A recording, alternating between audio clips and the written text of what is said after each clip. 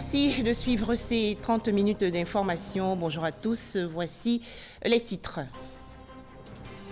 En Côte d'Ivoire, filets sociaux productifs, réorganisation de l'Ordre national des médecins, carte nationale d'identité et création de l'École supérieure du pétrole et de l'énergie de Yamoussoukro, des sujets au centre du Conseil des ministres hier au Palais de la Présidence dans la commune du Plateau, rencontre dirigée par le chef de l'État Alassane Ouattara.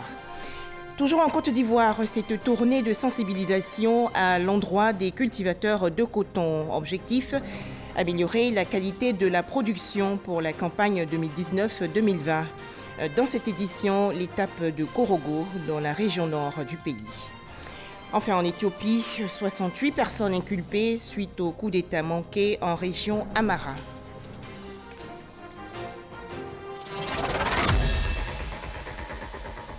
La Côte d'Ivoire entière couverte par le projet filets sociaux productifs en 2020, la réorganisation de l'Ordre national des médecins et la création dans les prochains jours de l'École supérieure du pétrole et de l'énergie de Yamoussoukro.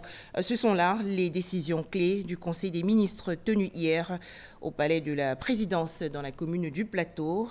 Cette rencontre était dirigée par le président de la République, Alassane Ouattara. L'ambiance mercredi au palais présidentiel, rien d'autre que l'ambiance du Conseil des ministres qui ce jour, comme en d'autres occasions pour les membres du gouvernement, s'apparente à celle d'une séance où l'on attend l'arrivée du maître. Pour la circonstance, le chef de l'État, le président Alassane Ouattara, a son entrée dans la salle de la réunion. La session, comme toutes les semaines, ne déroge pas à la règle qui consiste en la prise de décision pour la vie de la nation. Des mesures donc prises à l'occasion de cette réunion. On retient pour commencer le retrait ou l'annulation du permis de conduire à tout détenteur qui provoque un accident grave dû à une certaine légèreté. Ce projet de loi modificatif vise à étendre les pouvoirs du juge relativement à la mise en œuvre des mesures d'annulation du permis de conduire des conducteurs qui, par leur légèreté ou leur insouciance, cause des morts et des blessés graves parmi les usagers de la route. Il permet en effet au juge de prononcer, en raison de son appréciation souveraine des circonstances de l'accident, l'annulation du permis de conduire du conducteur condamné pour homicide ou blessure involontaire commis à l'occasion de la conduite des véhicules. La réorganisation de l'Ordre des médecins aussi au menu de ce conseil. La décision prise est au stade de projet de loi. Ce projet de loi réorganise au mieux l'Ordre national des médecins de Côte d'Ivoire tout en intégrant les exigences communautaires de l'UEMOA relatives à la libre circulation et au droit d'établissement des médecins au sein de cet espace communautaire. Il répond également à la mise en place de la CMU qui introduit un nouveau système de prise en charge médicale nécessitant une adaptation de la législation en vigueur en la matière. Ainsi, ce projet de loi organise, conformément au découpage des districts sanitaires existants, des conseils régionaux de l'Ordre des médecins en lieu et place des conseils départementaux qui se sont avérés peu fonctionnels. S'agissant de la carte nationale d'identité biométrique, dont il a été également question, elle sera notamment attribuée à toute personne ayant 16 ans et plus. Ce décret détermine les conditions d'obtention et les spécifications techniques de la nouvelle carte nationale d'identité ivoirienne, ainsi que les actes de la vie civile pour lesquels elle est exigée. Il précise que la carte nationale d'identité biométrique est délivrée pour une durée de 10 ans par l'organisme en charge de l'identification, en l'occurrence l'ONESI, aux citoyens ivoiriens âgés de 16 ans et plus. Toutefois, les Ivoiriens âgés de 5 ans au moins peuvent également bénéficier d'une carte nationale d'identité à condition de produire, en plus des pièces ordinaires, une autorisation écrite du parent ou du tuteur légal et un justificatif de domicile de ceux-ci. Aussi, le Conseil a-t-il informé sur la nécessité de la création d'une école supérieure de l'énergie. Vu l'importance d'une telle mesure, l'établissement ne va pas tarder à ouvrir ses portes. L'ESPE est une école à vocation sous-régionale qui permettra de former, en partenariat avec l'IFP School, des techniciens du secteur pétrolier. La formation d'une durée de 14 mois sera sanctionnée par 2 masters, l'un dédié à l'exploration-production des hydrocarbures et l'autre à la transformation et à la distribution des produits pétroliers. La formation débutera à la rentrée prochaine en septembre 2020. Puis, à son chapitre de divers, le Conseil a entre autres parlé des déplacements du président de la République à l'étranger. Il s'agit notamment de la participation du président Alassane Ouattara au sommet du G20. La rencontre aura lieu le 19 novembre prochain à Berlin, en Allemagne. Voilà, on faisait le point avec Jérôme Kofi Aboulin. Un petit tour à présent à Paris, en France, pour suivre le forum sur la paix. Le président du Sénat ivoirien, Jeannot Ahoussou-Kouadio, qui représente le chef de l'État, Alassane Ouattara, a participé à un panel. Les travaux ont porté sur les bénéfices mutuels, l'intégration des réfugiés et communautés hôtes. Herman Guivet. Bénéfices mutuels, intégration des réfugiés et communautés hôtes, l'une des grandes thématiques abordées session Agora au cours de cette 2e édition du Forum sur la paix de Paris. Participant à ce cadre d'échange, Paolo Martini, représentant du Haut Commissariat pour les réfugiés en France, Olivier Lavinal, directeur programme à la Banque mondiale, Monseigneur Paul Richard Gallagher, secrétaire aux relations extérieures du Saint-Siège, et le président du Sénat ivoirien, Ahoussou-Kouadio Jeannot. Chacun des intervenants se prononçant sur les bénéfices mutuels liés à l'intégration des réfugiés dans les communautés d'accueil, chacun d'entre eux exposant sa vision de cette cohabitation souvent difficile du fait de certains préjugés fruits d'un sentiment de méfiance né de part et d'autre. Pour Paolo Martini, les mouvements populistes alimentent le sentiment de peur vis-à-vis du réfugié. Il faut, selon lui, mettre l'accent sur la vulnérabilité de ces populations. Le président du Sénat de Côte d'Ivoire, Ahoussou-Kouadio Jeannot, a également fait cas de sa position sur le sujet abordé, s'inspirant de l'expérience ivoirienne et de la réaction adoptée par le pays face à cette situation. Nous avons accueilli sur notre territoire plus de 450 000 réfugiés, le président Oufouette. Dans cette tradition ivoirienne d'accueil de ces réfugiés, on n'a pas voulu qu'on construise des camps de réfugiés. Ça a été une intégration dans tous les villages. J'ai cité cet exemple pour dire que ce problème des réfugiés, il faut pouvoir les traiter en amont. Lorsque les pays sont bien gouvernés et que la richesse est bien partagée et qu'il n'y a pas de guerre, et que la paix existe dans les pays, on n'a pas besoin de sortir de son pays pour aller ailleurs. Mais lorsque les pays sont mal gouvernés, qu'il y a la pauvreté, il y a la misère, que les ressortissants de ces pays ont tendance à aller chercher mieux ailleurs. Alors, il faut traiter le problème en amont et c'est ce que nous essayons de faire en Côte d'Ivoire en suivant les voies tracées par le président Félix Houphouët-Boigny. Chaque fois, il a dit, en toutes circonstances, il faut dialoguer, il faut discuter, trouver des solutions. Tout ne peut pas être parfait, mais il faut trouver des solutions. Ahoussou-Kouadio Jeannot, président du Sénat de Côte d'Ivoire, se dit satisfait d'avoir pris part à ces discussions. Je suis très satisfait d'avoir participé à ce forum. Nous avons écouté plusieurs panels. Je voulais remercier le président Macron qui a invité le président Alassane Ouattara. Remercier son Excellence l'ambassadeur de Côte d'Ivoire à Paris et toute son équipe qui ont facilité notre présence à ce forum. Nous devons nous l'approprier. Surtout les résultats de ce forum pour en faire notre guide de tous les jours. Le Forum de Paris sur la paix offre également l'occasion aux participants d'aborder des sujets d'intérêt généraux tels la lutte contre la cybercriminalité, les rapports économiques entre États, la question de l'immigration clandestine. En Côte d'Ivoire, la journée nationale de la paix sera célébrée demain, vendredi 15 novembre 2019. Mais avant cet événement, plusieurs activités, à l'exemple de cet atelier organisé hier dans le district d'Abidjan par le ministère de la Solidarité, de la Cohésion sociale et de la lutte contre la pauvreté. Il s'agissait de renforcer les capacités techniques des leaders d'associations de jeunesse. Les travaux ont porté sur la gestion de la rumeur, la prévention et la résolution pacifique des conflits. Davis Oyo et Serge Coléa. Deux thématiques au centre de cette session de formation sur la paix. la résolution pacifique des conflits et la gestion des rumeurs. Le ministère de la Solidarité, de la Cohésion sociale et de la lutte contre la pauvreté renforce les capacités techniques des leaders d'associations. Il s'agit ici d'amener les différents participants à identifier les différents types de conflits dans la commune de Yopougon.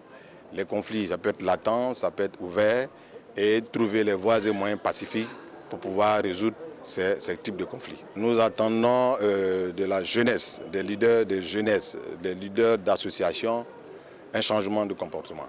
Changement de comportement dans le sens d'être des ambassadeurs de la paix.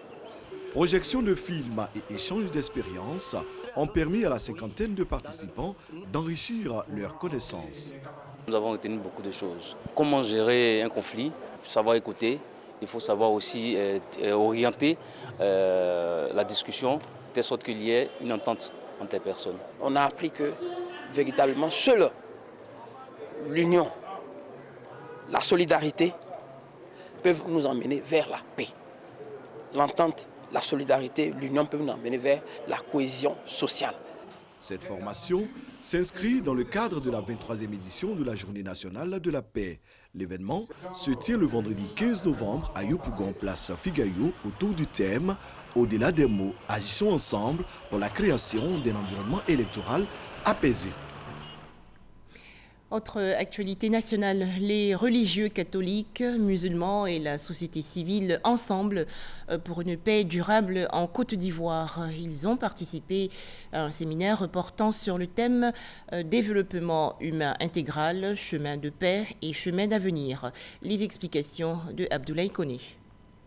C'est une rencontre ouverte aux acteurs de développement et de la solidarité, aux hommes religieux, mais également à la société civile. Né de l'excellence des relations entre la Côte d'Ivoire et le Vatican, ce séminaire va pendant 3 jours plancher sur le développement humain intégral. Parler du développement intégral, cela nous permettra de faire attention à l'homme. L'homme, développer tout ce qui est en lui. Économique, social, politique, religieux. Il ne faudrait pas qu'on oublie toutes ces dimensions-là. Selon le guide suprême du COSIM, le chemin qui mène vers la paix passe nécessairement par la consolidation de plusieurs facteurs. Il y a d'abord la famille. Il faut la reconstituer, il faut la renforcer. Il y a l'école. Il faut revoir encore nos programmes de formation pour nos enfants. Il y a les lieux de culte qui doivent développer également tout un système d'éducation de nos enfants. Mais il y a aussi les milieux socio-éducatifs de notre société, dont les médias, qui doivent tous contribuer à former cet homme intégral.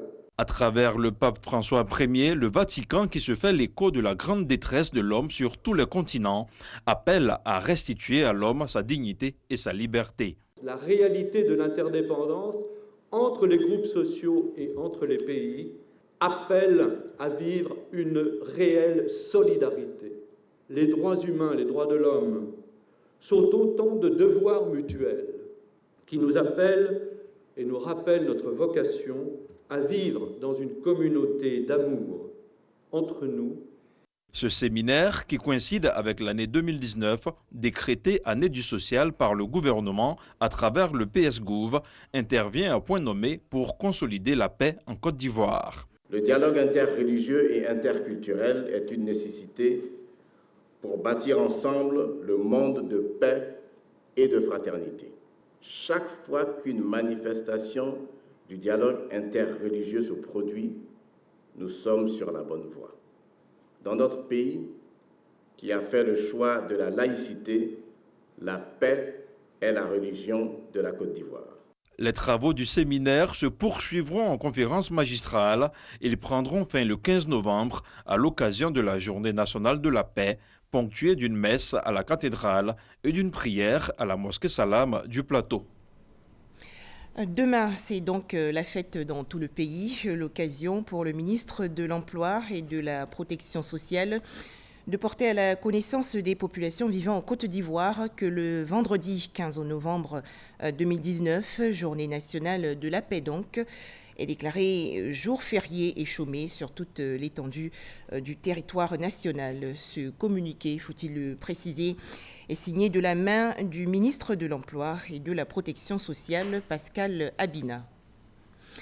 Cap à présent sur Johannesburg, en Afrique du Sud, où se déroule le Forum pour l'investissement en Afrique, une initiative de la Banque africaine de développement. La Côte d'Ivoire est dignement représentée par plusieurs entrepreneurs publics et privés. Ils ont présenté récemment leurs projets. Pour en parler, Jean-Louis Gbangbo.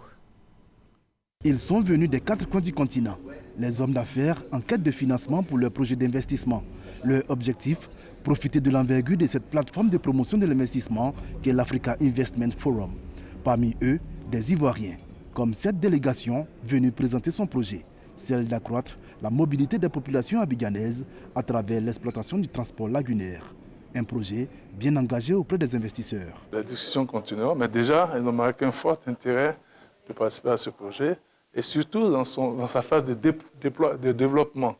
Parce que nous avons déjà, nous, investi sous fonds propres la première phase. Ça ne représente que 10% du potentiel. Donc pour aller plus loin, il nous faut parler avec ces jeunes investisseurs. Nous avions autour de la table au moins 5 ou 6 investisseurs qui ont manifesté un très fort intérêt.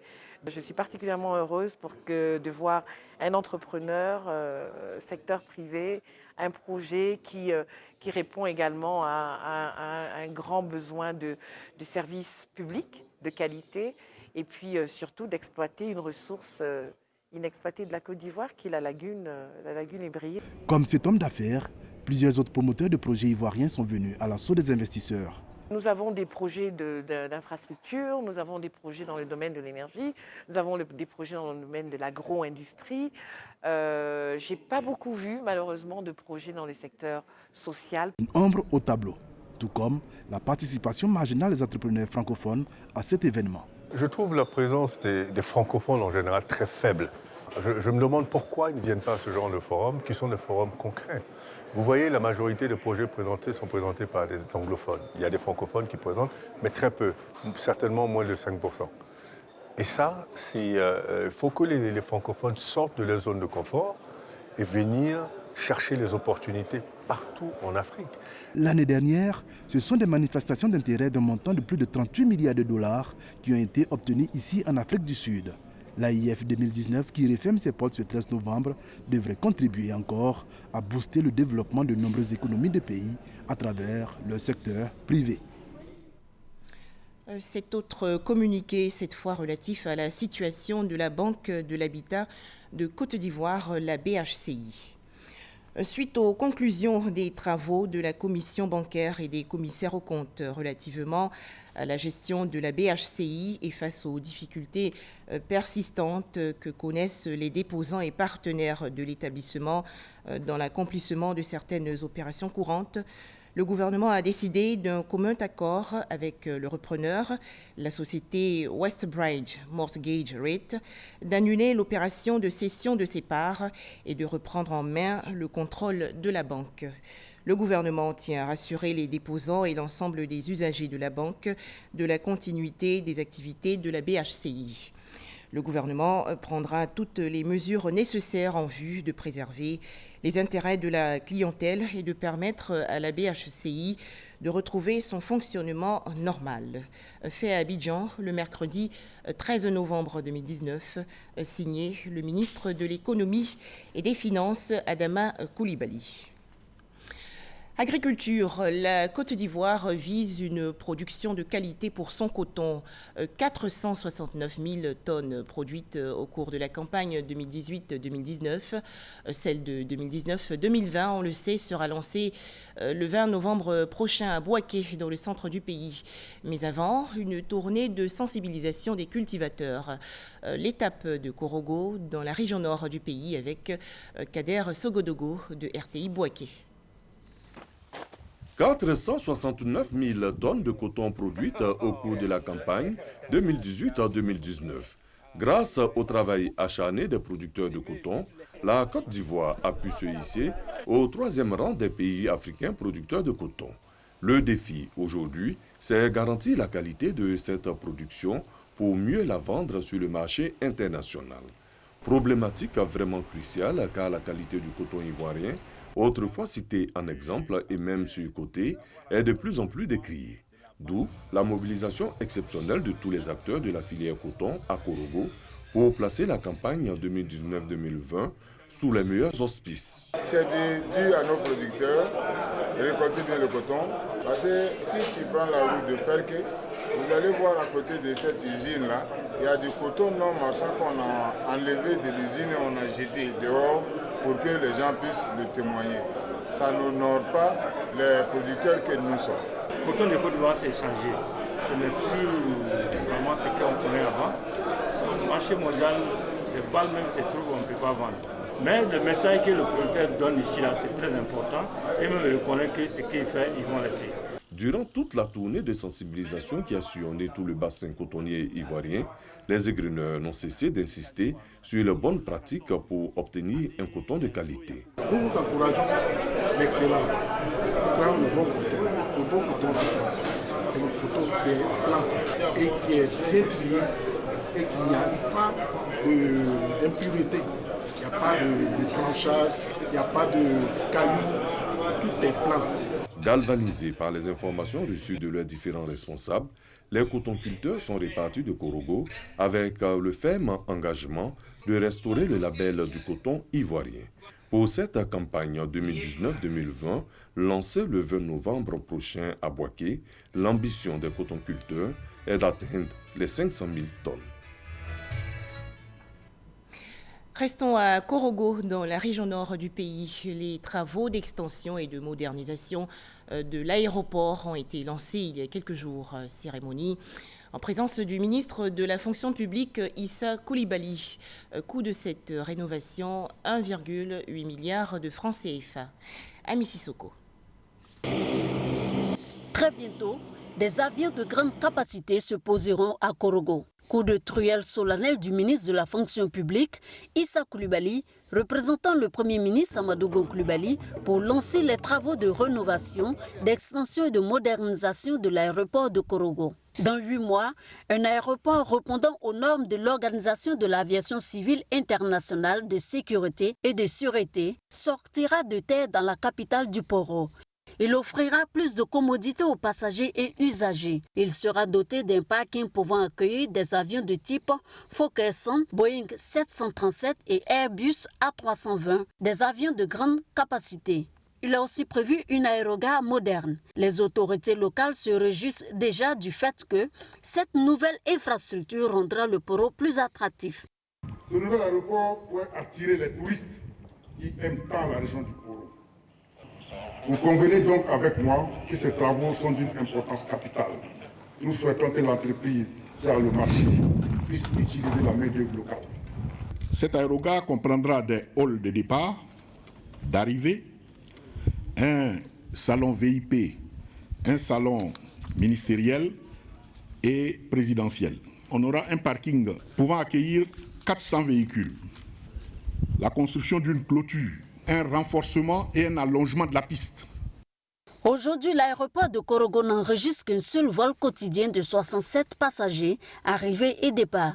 Avec ces travaux d'extension et de modernisation, ce sont 2 départs et 2 arrivées, avec plus de 400 passagers par jour qui sont prévus. La continuité du service sera assurée pendant les travaux.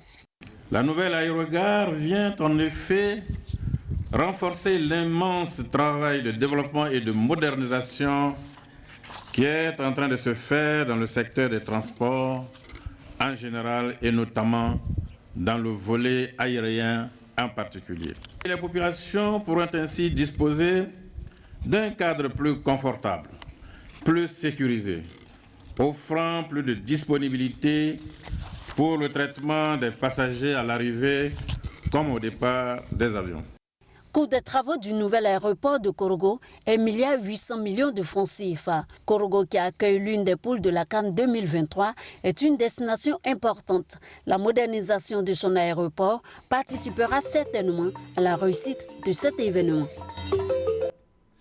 C'est aujourd'hui la journée mondiale de lutte contre le diabète. Objectif, mieux faire connaître le diabète, sa prise en charge et surtout les moyens de le prévenir. Selon les statistiques du ministère de la Santé et de l'Hygiène publique, le taux de prévalence du diabète en Côte d'Ivoire en 2017 est de 4,8%. Toujours au chapitre santé, la première édition de la médecine nucléaire. Cet événement s'est déroulé les 7 et 8 novembre dernier dans le district d'Abidjan. Rencontre organisée par l'autorité de radioprotection, de sûreté et de sécurité nucléaire. Astou Touré. Ils sont souvent utilisés pour les diagnostics, les traitements médicaux, également dans les domaines de l'agriculture, du transport et de la sécurité. Les rayonnements ionisants se retrouvent ainsi dans le scanner à bagages, la radiologie, la radiothérapie, le scanner de simulation, les jauges de densité et d'humidité des sols et bien d'autres. L'utilisation non maîtrisée de ces sources de rayonnement aurait des conséquences graves sur la santé. Quand vous allez faire une radiographie, on vous utilise des rayons X qui sont des rayonnements ionisants. Mais maintenant, il faut l'utiliser en respectant les normes réglementaires. C'est-à-dire qu'il ne faut pas donner une forte dose. Et la dose est indiquée. Quelle est la dose de radioactivité que la personne doit recevoir? Il faut la respecter afin que ça n'aille pas créer d'autres problèmes. Dans le but de renforcer la protection de la population, des biens et de l'environnement face aux risques liés à l'utilisation des sources de rayonnement ionisant, l'autorité de radioprotection, de sûreté et de sécurité ARSN a lancé les journées de l'ARSN. C'est de pouvoir faire connaître l'autorité au public. Les gens ne savent pas vraiment qu'est-ce qu'elle peut apporter à la population, à la santé de la population. Donc nous avons organisé ces journées pour pouvoir exposer à la population, au public, nos opportunités, nos missions. Dans cette mission, la structure de régulation bénéficie de l'appui du ministère de la Santé et de l'Hygiène publique, également du Conseil national de sécurité.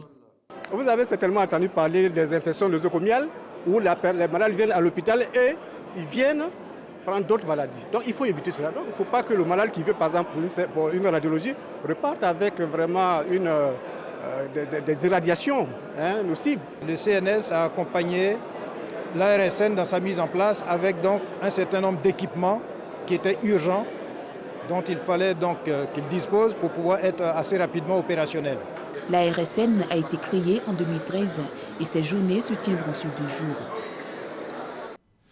L'actualité en République démocratique du Congo, l'introduction d'un deuxième vaccin contre l'épidémie de maladie à virus Ebola a commencé aujourd'hui à Goma, dans l'est du pays. Information rapportée par l'organisation non gouvernementale Médecins sans frontières, MSF, précise que l'utilisation de ce vaccin va cibler 50 000 personnes sur une période de 4 mois. Riviera-Toban, dans la commune de Cocody, 4 individus ont été arrêtés hier par la section antidrogue de la gendarmerie nationale. En effet, plus de 200 tonnes de faux médicaments étaient stockés dans une grande villa que les suspects occupaient. Ces remèdes contrefaits comportaient des antipaludéens, des déparasitants et autres antalgiques. Abou Sanogo. Une grande clôture surplombée par un duplex à la Riviera-Toban dans la commune de Cocody. Dans cette résidence comprenant plusieurs chambres, voici ce qui a été découvert par les hommes de la cellule antidrogue de la gendarmerie nationale. Environ 200 tonnes de médicaments de qualité inférieure. Tous les couloirs et toutes les chambres servent d'entrepôt. Les placards ne sont pas épargnés. Ici, on trouve des médicaments de tout genre. Arrivé sur les lieux, le commandant supérieur de la gendarmerie nationale, le général Alexandre Apalotouré, a pu faire le constat. Une véritable unité.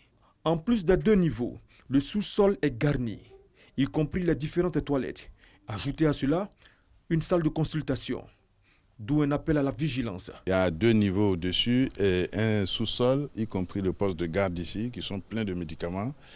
C'est des objets à tuer qui étaient conservés ici. Un appel à l'endroit de toute la population pour que ces genres de choses-là soient dénoncés. 4 individus ont été interpellés pour nécessité d'enquête. Ces médicaments sont réputés peu chers. Ils sont au mieux inefficaces et toxiques, voire mortels pour ceux qui les consomment.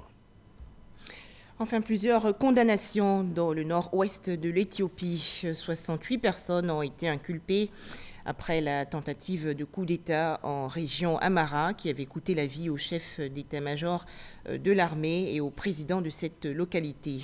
L'enquête a duré 5 mois. Merci de votre attention, c'est la fin de ce journal.